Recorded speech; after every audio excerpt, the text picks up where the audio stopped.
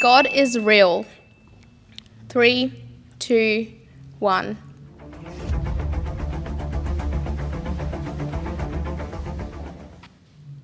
I just feel like when it comes to ethereal and all-knowing deities, we can't speak definitively when the only evidence that we have is belief.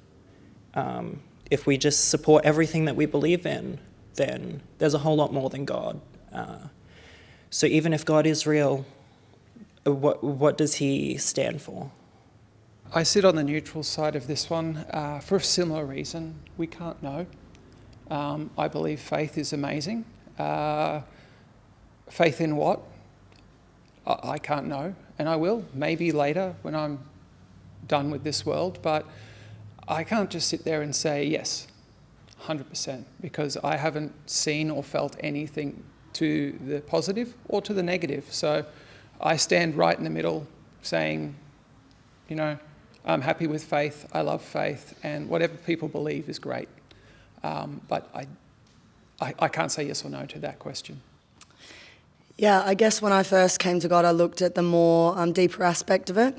And apart from the Bible, if there was 300 witnesses that saw somebody be raised from the dead after they were crucified, it would be taken as a known fact. And I guess I look at the things, I guess, that are opposite, whether it's the Bible being one of the most banned books in the world or the Bible being the most read book in the world. And then if you want to bring it back to personally, I've experienced things in my life that I absolutely cannot explain apart from being from God.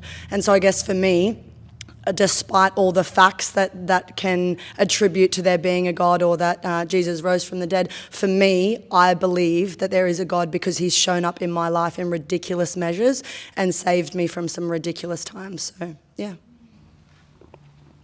I think intelligent design points to an intelligent creator. I think if you left some metal bits in a box and left it for 1,000,000 years, it wouldn't suddenly turn into a watch. The fact that there's a watch points to the fact that there was a creator of the watch. And I think humanity is so intricate, so beautiful, so amazing. Everything on this planet is so incredible.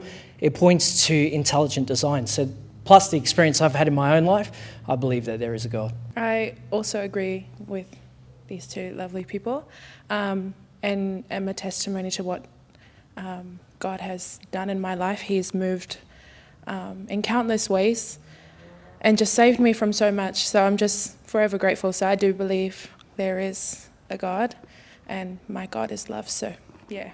So I kind of like in the middle ground of being neutral and agree because I come from Java, and in Java we believe that the God is the earth.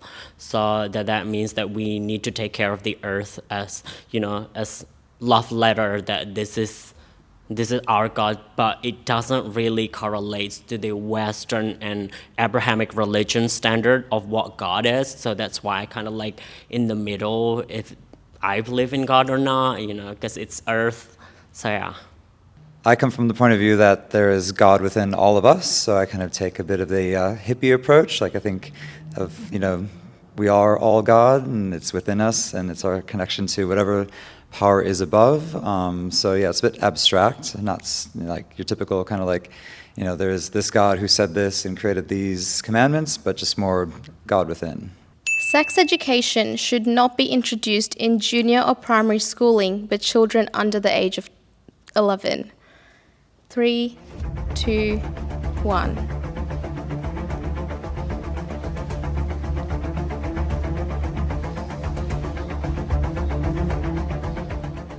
Personally, I believe that the job of sexual education actually belongs to parents. It's the parents' job to educate their children on their sexuality, and the schooling system, in my personal opinion, has no right to identify what is correct or incorrect when it comes to sexuality.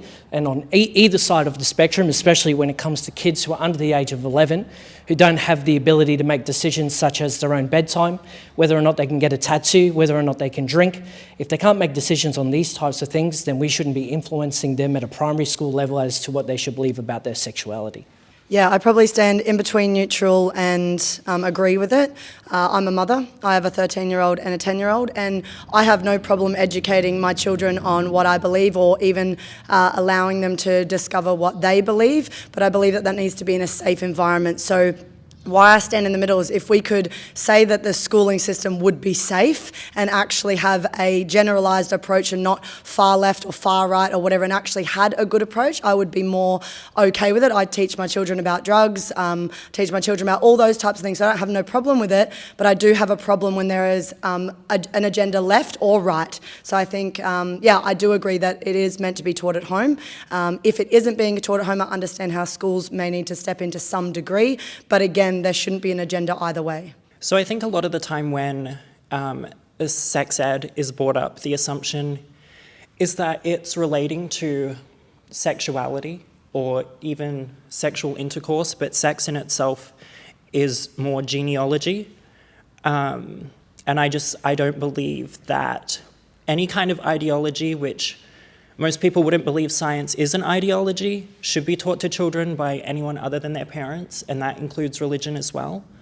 I think a school's responsibility is to give the child the fundamentals to make it through the world and understand the people they're around, and I don't believe that that involves being taught anything about sex at such a young age.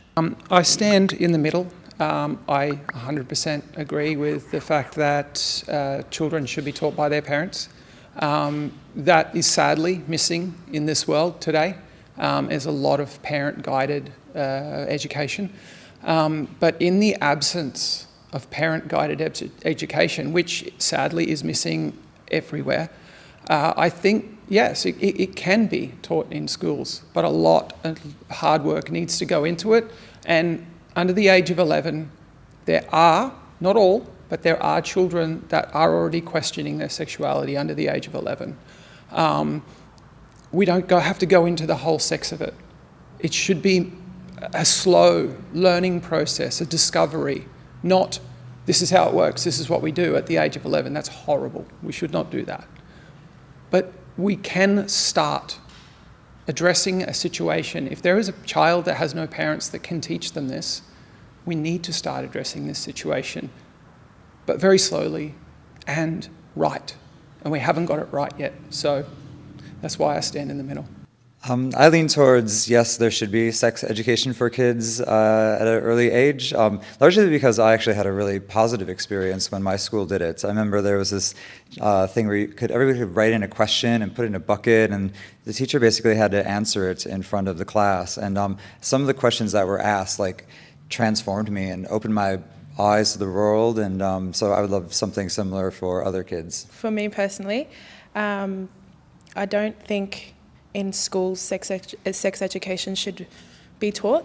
I do believe that it should be the responsibility of the parent to decide when the right time is, whether that is under that age, purely because you may be exposing children to something that they shouldn't be seeing at a young age. And I would want personally for my future children to be brought up in the house of the Lord and to be brought up in purity and to know what purity is and walk in that. So under 10 or 11 sex education, I wouldn't think that's a great thing. I'd also like to add that it also seems wildly irresponsible to leave sex ed up to the benefit of their parents' knowledge, given that most people aren't well-versed in the topic, so that can also be detrimental. I believe only women can give birth. 3, 2, 1.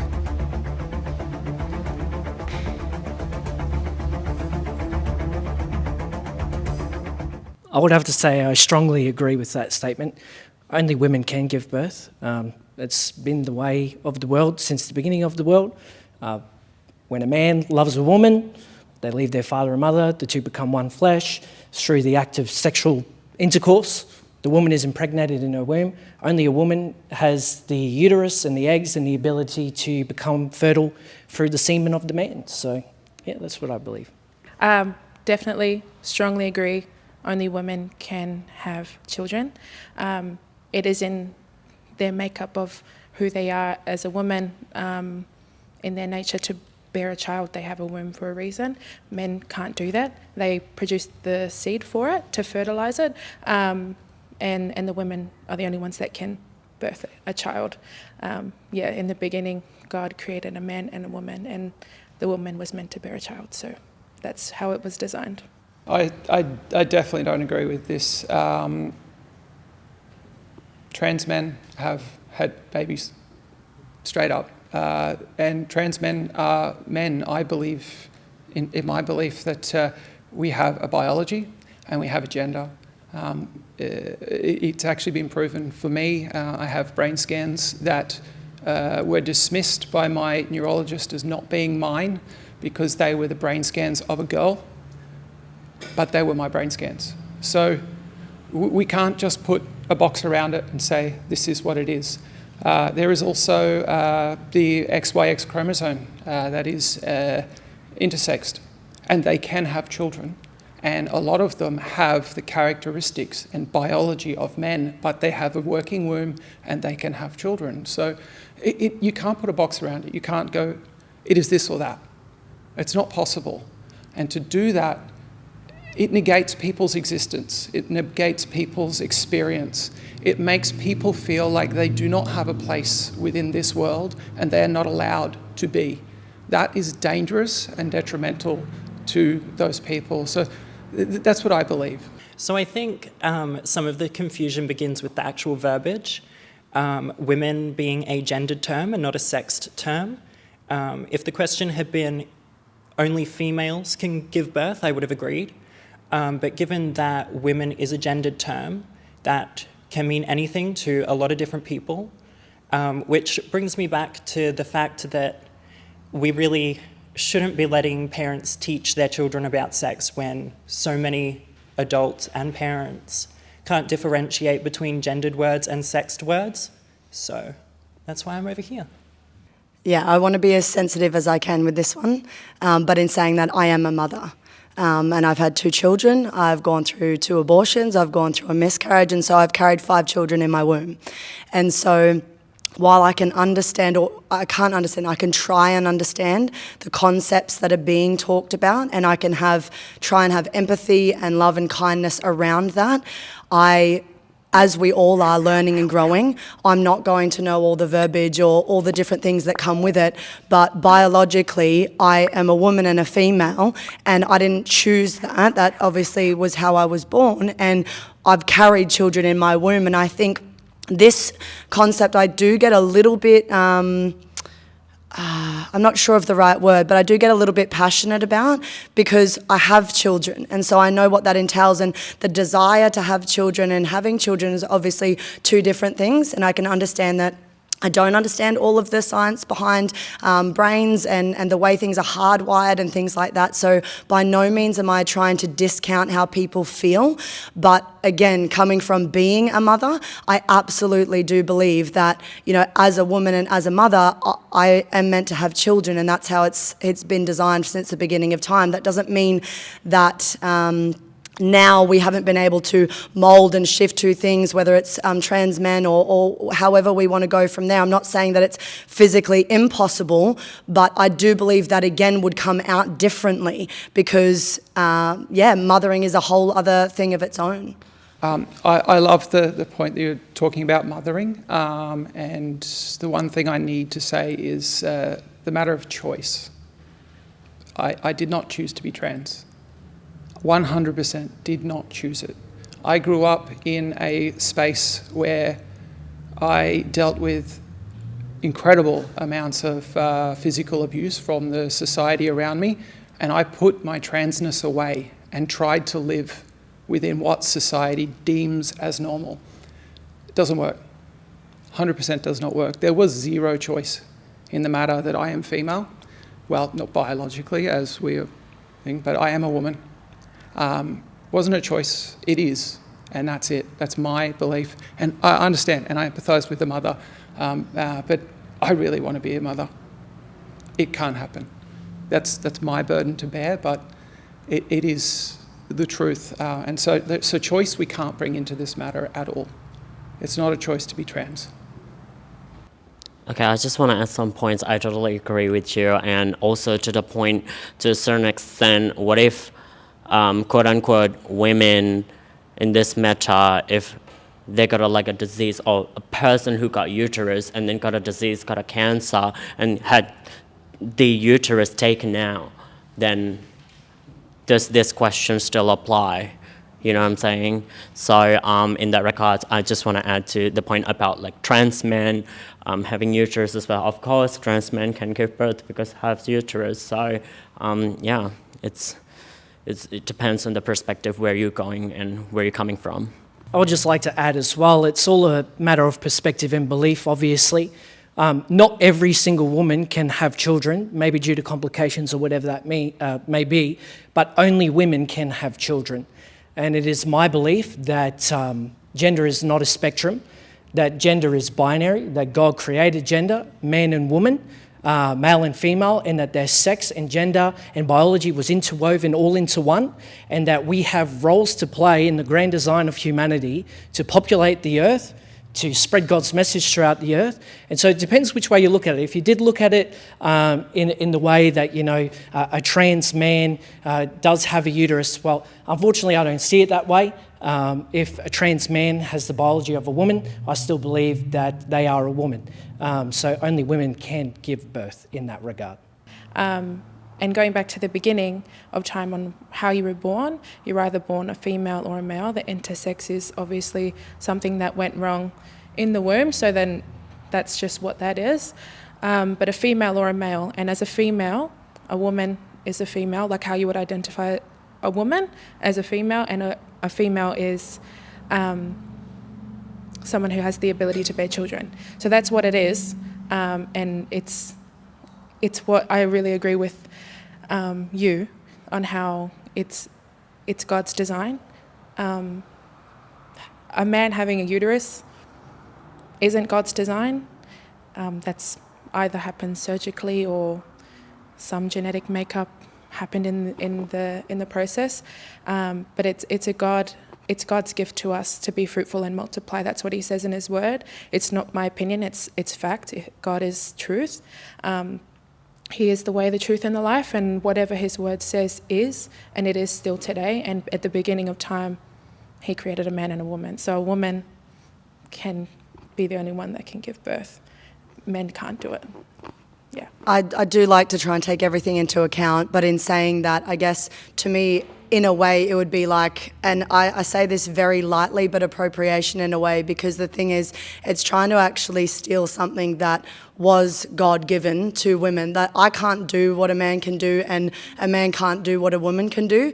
And coming from a background of abuse and rape and violence and all those types of things, I was very pro the opposite. So I say this with the most amount of love possible, but I do believe wholly in how I was designed and how a man is designed, and that they do complement each other. So to me, again, being a mother, it kind of feels like, well, actually you're trying to take something from me that is actually a very hard and long and arduous process and journey, and has to kind of, it's really something to play out and grow and learn in. And I guess the way that I view it is, it took me years to go, hey, actually I was designed for this, and actually I'm going to lean into that and see what I have to offer in that space, instead of fighting against it, because it wasn't easy for me to be a mother. I actually didn't want to be a mother. And so now I look at it and go, well, actually if I had believed what I thought back then my children wouldn't be alive. I wouldn't have the life that I have now, all because of a thought process that I believed that I was stuck into at the time. Yet through healing and process that I've gone through over the last 6 years, I'm a completely different person to who I was 6 years ago. Could I just ask who's taking what from you? Because it's still biological females that are giving birth. It's not trans women giving birth. So what's being appropriated by that? Yeah, I'll completely be honest. I don't understand all the ins and outs. So I'm not going to, like I said, I'm never going to pretend I know everything when I don't. I'm trying to learn and grow as I do as well. I think for me, like I said, my standards or my views on life are pretty black and white. That doesn't mean I can't love and accept and cherish and all those types of things. But for me, as a woman, I believe in exactly that, a black and white of I am a female, I'm a woman, I'm a mother, and that's the simplicity of it, I guess. I guess it comes back to different roles, whether it be, you know, things that we've seen in swimming or things that we've seen, whether in, you know, mothering, whatever it is, if we blur the lines now, where does that blurring actually stop? And I guess, again, as a mother looking at my children, I go, well, what will they actually be taught? How do they understand what is right and wrong or what is left or right or sideways, unless we actually do have a boundary or a line that goes, hey, actually, this is the way that it is and it is what it is, because it's hard actually to raise children in that anyway, while giving them the amount of freedom to be able to express who they are and love them no matter what, but going, hey, actually, this is what I believe to be right and true. And I do believe the way that God created us is right and true. I sit here and say, like, beliefs are, I accept all of them, but we need to have an eye around what is good for people and what is not. And to sit there and say that a trans woman is taking from a woman, when I exist in my space, I don't take from anybody. I only give. I give love. I give acceptance. I give joy to the world. But if we say that a trans woman is taking, it's not yourself or the people that are saying it that are the problem. It's the people that are listening, taking it out of context. The gentleman that attacked me in a store because Leah Thomas, swimming, I'm a professional swimmer, I know all of this. Leah Thomas has not taken anything from anybody. Leah Thomas, when you actually look at the stats, is an equal measure where she was pre-transition. And it's dangerous. I was attacked because someone said that Leah Thomas took something from another woman. I was attacked. It's not right to speak specific words, in my opinion. We have to be more careful. I'm not saying, I'm not blaming, I'm not trying to pass blame to anybody. I'm just saying that we need to be very mindful of what the people that don't understand and aren't trying to understand are listening to and putting back out in the world from the message that is being spread. I live a sinful lifestyle. 3, 2, 1.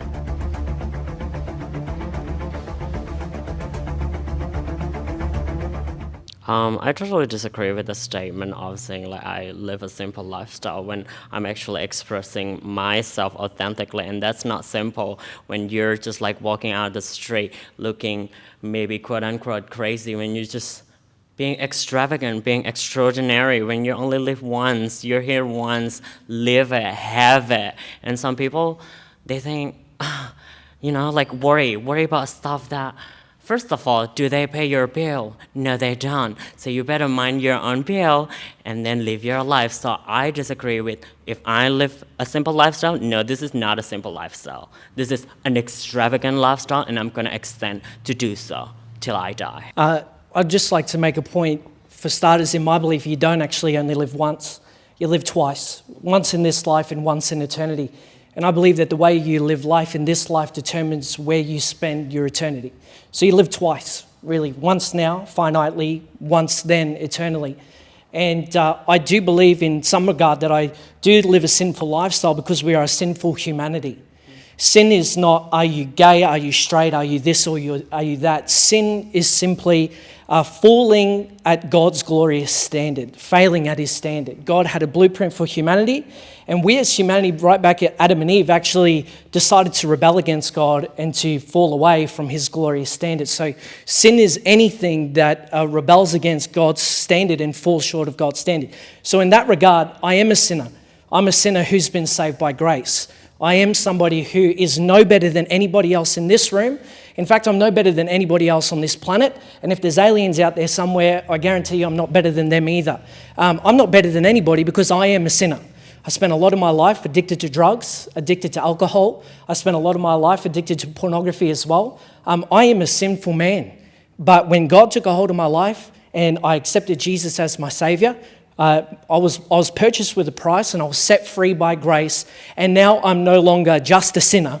I'm a sinner who's saved by grace. And the Bible says that we put on Christ's garment, that we put on the robe of Christ. And when God looks at us, he doesn't see sinful humanity once we've accepted him. He actually sees the sacrifice of his son. So that's what I would say. Yeah, I'm a little bit in the middle here because even though he took half of my things, I'm the same. I believe that whether you have lied, whether you've stolen, whether you have thought wrong, whatever it is, that is falling short of the glory of God. Now, God is not some dictator that is out there going, you've just sinned, like, now I want to kill you. Like, that's not how I view him. He's my dad, he's my father. And so as a father, he likes to guide and lead me in the right way. Not because he wants to be some disciplinarian, because he's like, hey, Esther, would you just walk a little bit to the left or a little bit to the right? Because this is going to be better for you. This is actually the way that you're going to flourish and thrive more.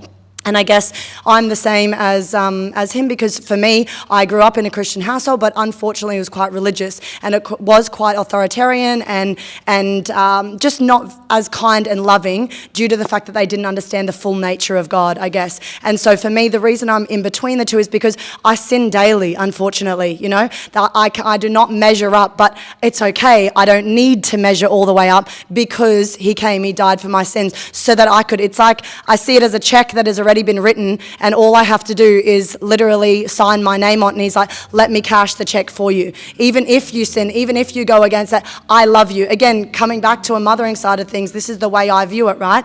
I will always forgive my children. I will always love my children. No matter if they scream at my face, which they do, or whatever they do, I know without a shadow of a doubt that my love overcomes that. And so for me, the greatest act of seeing a sinful world, because love to me is this: he created us so that we could be in union with one another. Yeah, so we could actually have that love for one another. So when Jesus died on the cross, he took everything on him. And so for me, it's humility of going, yeah, I am sinful, but I am 100% saved by grace. So I decided to stay neutral on this because it's a faith-based question, and I personally am not a believer, but my understanding is that if you are a believer and you do sin, you can always ask for forgiveness. So I don't think anyone could definitively be a sinner. For me, the idea of sin in itself is great. It's fine. I agree that it exists. But my belief on what it is very different. I myself, given 5 years ago, would be standing up beside that blue line. And I say that because I look at life, and I looked at my life then. It was through no fault of my own, but I was not living true to who I am. I didn't love myself. I had no love for myself at all. That was because I was forced. I was forced not to transition, medical reasons that were lies, but let's not go there. But I was not living true to myself. I could not love myself. I could not at all. And so now I've searched. I've become one with who I am. I accept me, I love me, and I love the rest of the world for who they are, if they are true to themselves. And to me, that makes me not a sinner, because there is no sin in loving yourself and living truth. 100% living your truth. And that's what I'm doing. It's what I do every day. And I go out into the world to spread love, joy, and knowledge. That is it. That's my truth. And so how can I be a sinner if that's the truth? Was the question, I live a simple or a sinful life? Now I'm thinking about it. I'm like, shit. It was sinful? Sinful? Yeah. Okay, got it. Either way, I wanted to disagree, but I don't feel like I live a sinful lifestyle at all. I'm pretty similar to you in terms of, I think all we are is love, honestly. So if you are just love, that's the opposite of sin. So I just don't feel like I'm walking around being sinful. And I think, we as gays or anywhere on the rainbow spectrum, I think, we're so judged already. So to kind of self-judge and feel that you're a sinner is a really just unhealthy way to just kind of naturally go about your day. And I want to add a point as well, to the certain extent that we kind of forgot the human connections between ourselves, that we're focusing in the afterlife when we didn't even know what's happening after this. You know, like all we do now is just like competing to raise the afterlife when we don't know what's happening in the afterlife. In Indonesia, a lot of Abrahamic religions, they kind of engage people to a certain extent. Oh, this is what heaven looks like. If you do this, and then we do this. But the heaven that they portrayed, we already have that heaven in Indonesia. So why are we so engaged to the point that we all have this? Maybe this is heaven. So to the point that sin or not sin, I don't know. And I personally don't believe in that. Just to make a quick point about sin, if I could ask you a question, if that's all right. You say that you're not sinful or you're not living in sin. Have you ever told a lie before? Yes. Have you ever stolen before? Yes. So have I. I've lied and stole. And the Bible says that those things are what makes us sinners. It's not how much love or positivity we put out into the world. And I'm sure you do put a lot out there. You seem very friendly and very lovely. But it's not about what we put out into the world. It's what we've allowed to come into ourselves. And the truth is that whether we've lied or stolen or committed adultery at the other end of the spectrum, sin is sin regardless. And we're all sinful. But the beautiful message of the gospel is that God loved us too much to leave us in the state we were in, and he sent Jesus to die on the cross for all of our sins to pay the price forever so that we could be in relationship with God. As I said before, I used to be on that blue line. I used to lie. I lied every day. I woke up in the morning and I said, I am what you want me to be. I am the boy that you asked me to be. That's a lie, and that was a lie. I was standing on the blue line. Now, like I said, my endeavour is truth, joy, happiness and love. That's it. So, no, I don't lie. And to be honest with you, maybe when I was a child, I probably took a bag of lollies when I was a kid, and I probably felt so guilty about it that I took it back. I don't know. I don't remember this. But I don't steal either. I just don't. That's part of my personal morals, my personal set of beliefs. But to speak in a way that is your belief is whole, it's great. I know that you believe that, and that's cool. But to put that upon me, that is then pushing your belief upon me and saying that I must live to the ideals that you believe in. That's fine, but just don't tell me to do it. That's all I'm asking is... It's good, and you can have those ideals, and I welcome you to those beliefs. But I live a very pure and honest life. But if I don't believe what you believe, I'm not going to tell you that you have to think what I think. So I would like that in return. That's it. Yeah, I totally agree with you on that, and I apologise if I've made you feel as though you have to live up to my standard or the standard that I believe the Bible puts on us, that God puts on us, the standard he puts on us. But the truth is that I'm not saying that you have to live a certain way. I was just simply explaining what sin is in my belief system, in my religion, and whether you've lied as a kid or stolen as a kid, that is sin. And it's my belief that one day we all stand before God and he will give judgment for all the things that we've done throughout our life, whether we believe it or not. And I'm definitely not forcing that on you. You can live your life however you see fit for you. That's totally okay, and I will do the same. But just in answering the question... Gender affirmation surgery, also known as sex reassignment surgery, should be allowed regardless of age. 3, 2, 1.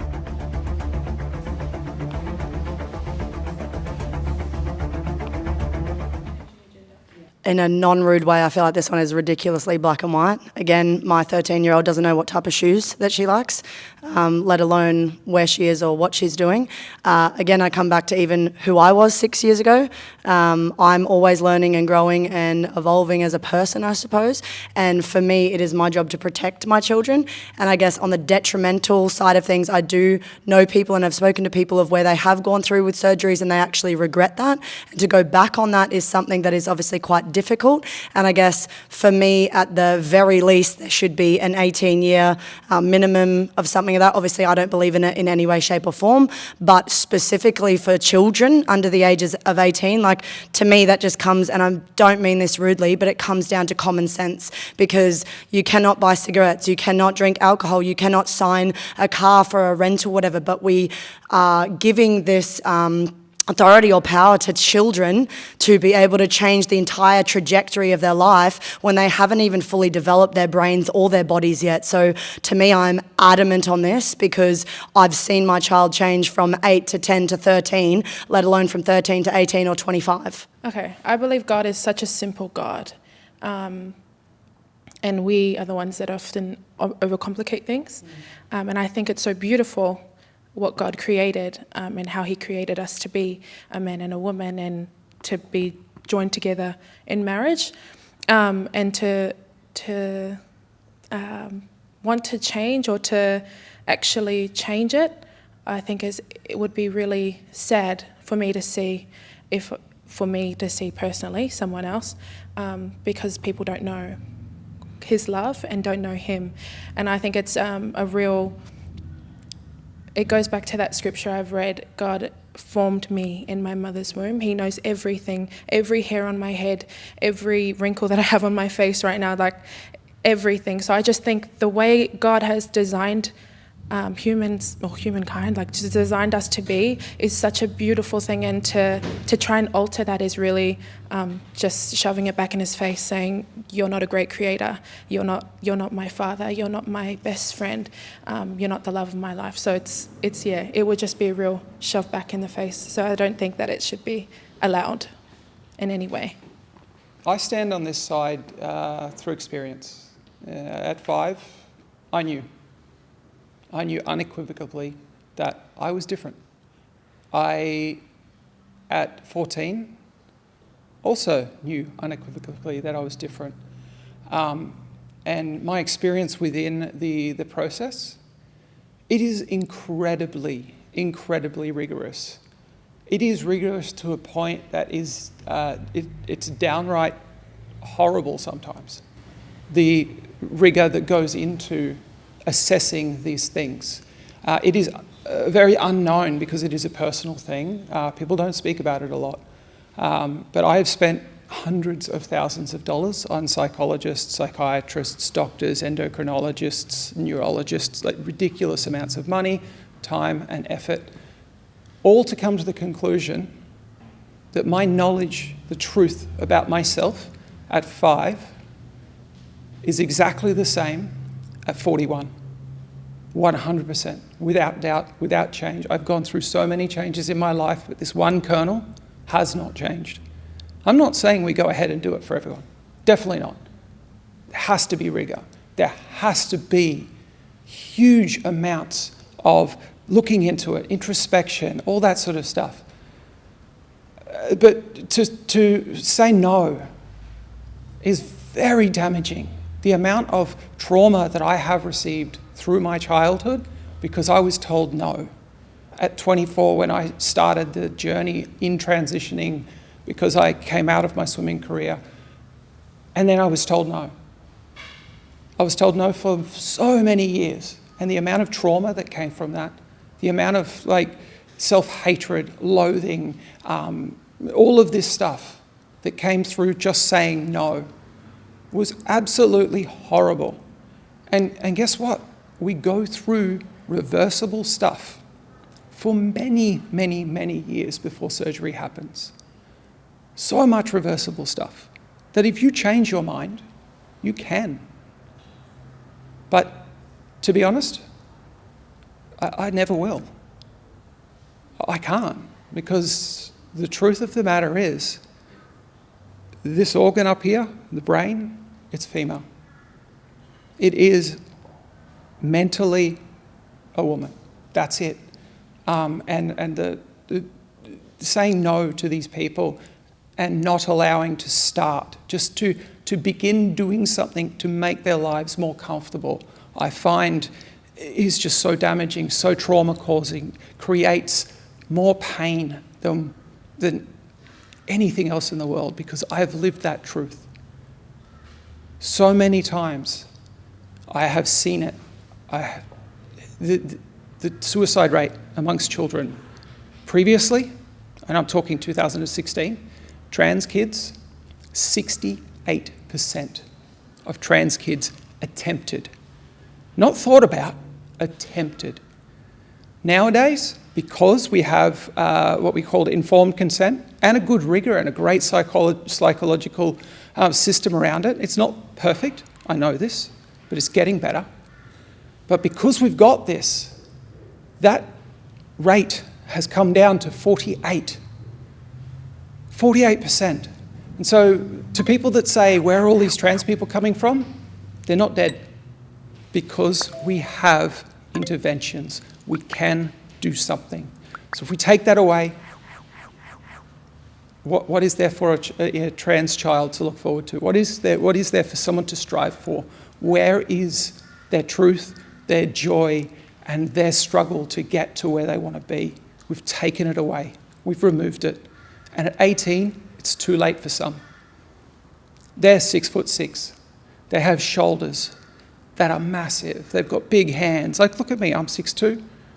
I was a swimmer for many years. I was not allowed. And that will not change in me. And I will wake up every morning and I will look in the mirror and be disappointed because it doesn't fit. That, again, is my thing to bear. I'm not going to put that on anyone else. I'm not going to ask anyone else to carry that for me.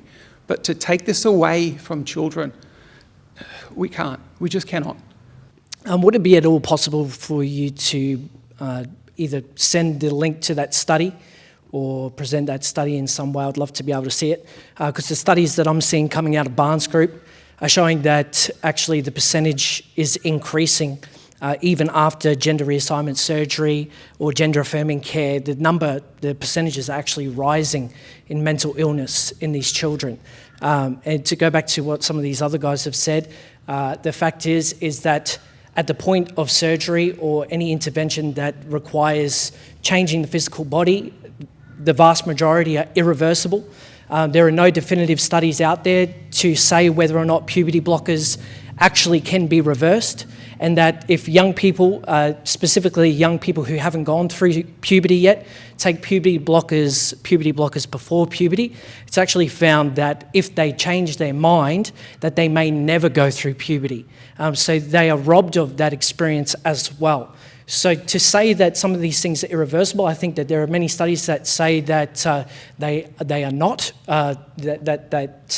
they can't be reversed, and the studies are showing that young people are finding themselves more hurt, more sick, and a lot more confused after the surgery. So I think as a trans woman with the lived experience of definitely knowing at a young age, I don't think it would be very responsible for my parents or my family to allow medical intervention to my primary sex organs, because no matter how I felt about how I was perceived, I wasn't walking around the world and having people perceive my genitals, or even my secondary sex characteristics, which would be like breasts and fatty tissue. So I just don't think it's necessary. I definitely understand the importance of therapy in those extreme cases for children. That is definitely helpful to anyone. But you mentioned earlier about, getting older, being tall, having broad shoulders. All of these things are relatively superficial, and gender dysphoria isn't something that ever goes away. And as you transition, you still have that dysphoria about the gender that you're transitioning to. So allowing a child to medically intervene isn't going to give them the coping skills to handle the fact that they're still going to be living with this, and transition is just the only treatment that we have available at the moment.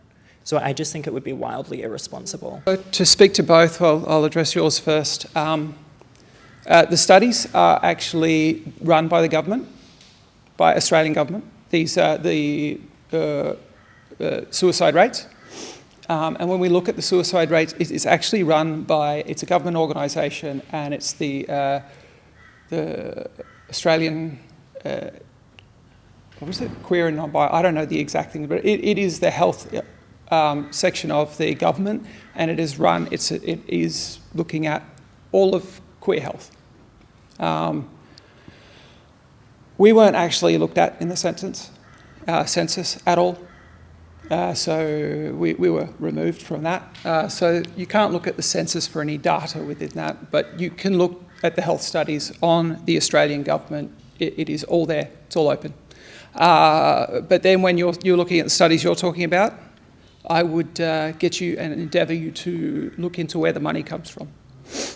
So if we're saying the money comes from the government for the studies I'm talking about, there actually is an agenda there because the government don't particularly want to have a lot of trans people in Australia. It's been made known. And it's not all of the government, but there is a big percentage. There has been bills put forward to create legal discrimination against trans people, flat out. Like, the government don't want us here. So we look at that money and it's still come up with positive results.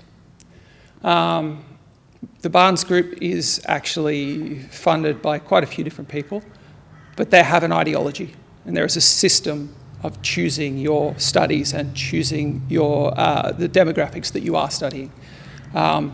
There are studies in the UK that find some really horrible things, but I followed the money and the money came back to a fundamentalist Christian group.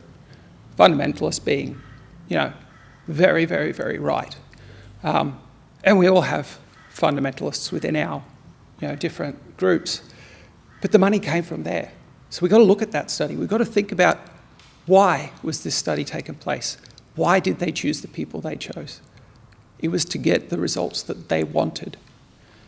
I work in the health space, and I agree with Jolene on the fact that, yes, there is a lot that has to be considered.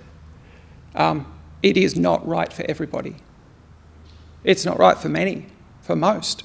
But to take it away from that one that might save their life through making it law, we can't do that. Make it as it is, very, very, very hard. And with lots of checks, lots of balances, and lots of follow-up. Make more follow-up, more mental health stuff, yes. But when we look at mental health in trans kids, when we actually look at it, it is not because they are trans. It is because the way they are treated by the public because they are trans. That's the issue here.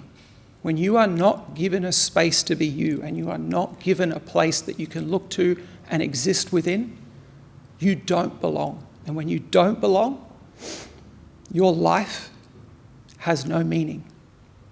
So you have mental health issues 100% of the time. I agree with what all you're saying. I can understand the concept of what you're saying. But again, like living it day to day, I have a 13-year-old who has been through sexual abuse, who's been through trauma, and she deals with mental health and different stuff to do with suicide as well. So we can make something relative and target it in a certain aspect of things, or we can understand that there is mental health and suicide amongst every single demographic when it comes to teenagers. And I think to put one above the other or not above the other kind of diminishes what children go through as a whole, and the very bottom base science of it is that their brains are not fully developed in order to actually be able to make definitive decisions for the rest of their life. LGBTQ members and Christians can see eye to eye. 3, 2, 1.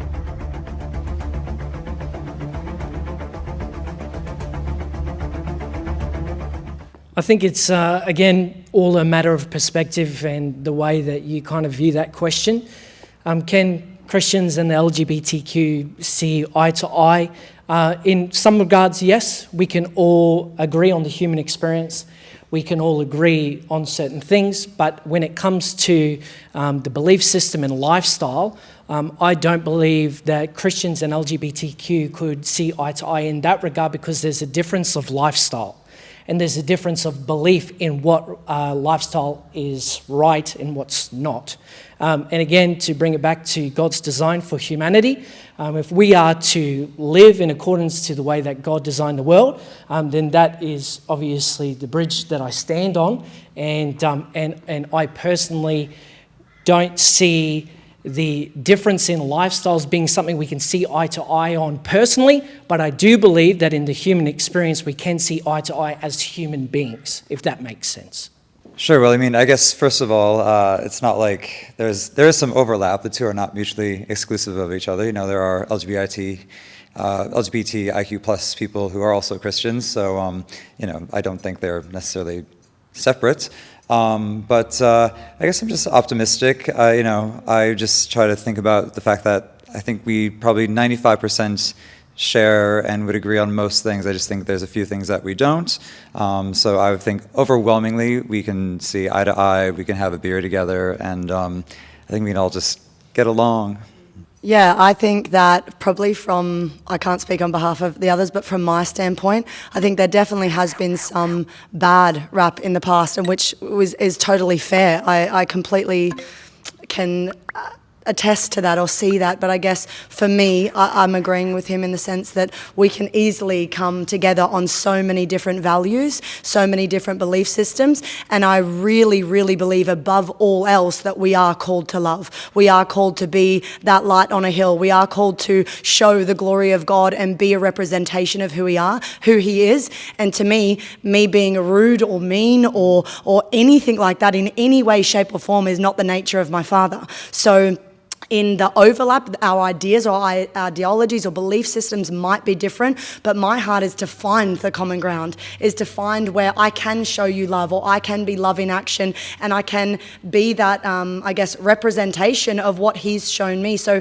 will we agree on all the things? Absolutely not. But like, my little brother's gay and I love him the most out of the entire world. He's the best. So for me, again, they aren't mutually exclusive, but that doesn't mean I change who I am for you. And going back again to what we were talking about earlier, just I guess like people don't want me to push my beliefs on them. I guess that's probably where I would disagree, in the sense that it is being pushed on me or my children. And I guess that's probably where I go, well, we may not be able to agree on everything, but I'm hoping as a society that we can draw a line in for our children, that our children can have a safe place to be able to understand what is right and wrong and learn and grow as their own. I would argue that today we've all seen eye to eye.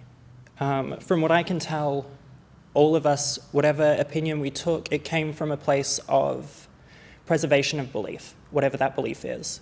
So I think we do see eye to eye.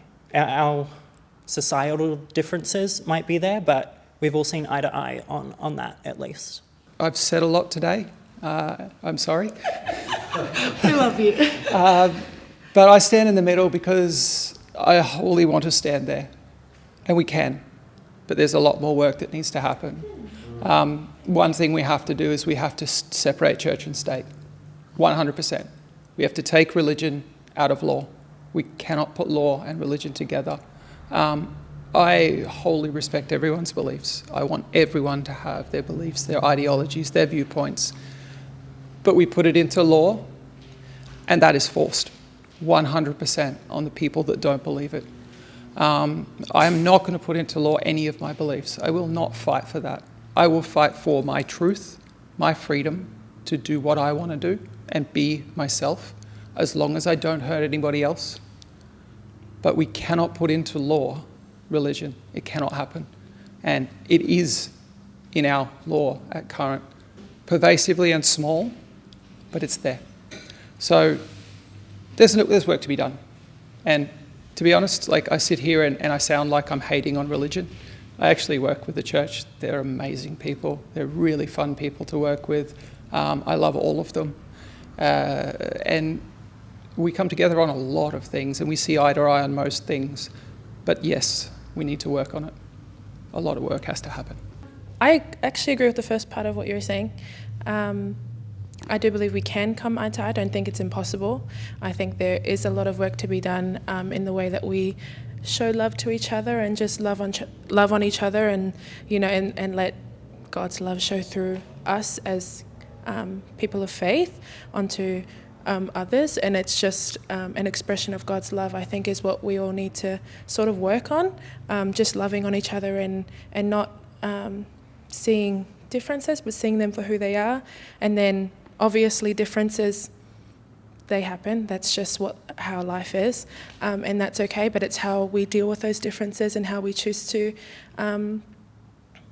how we choose to treat each other with that.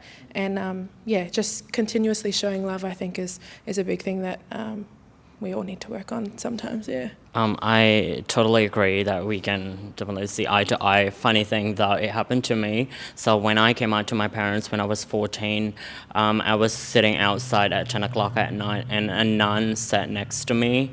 Yeah, and I told her the story how I got kicked out because I came out to my parents, and the only thing she said, your parents are not angels. And from that on, yeah, it blew my mind. So definitely I agree with the statement that of course we can see eye to eye to an extent that I also, want to connect to that spiritual kind of level. But yeah. Thank you so much. We love your opinions, and let's hug it out.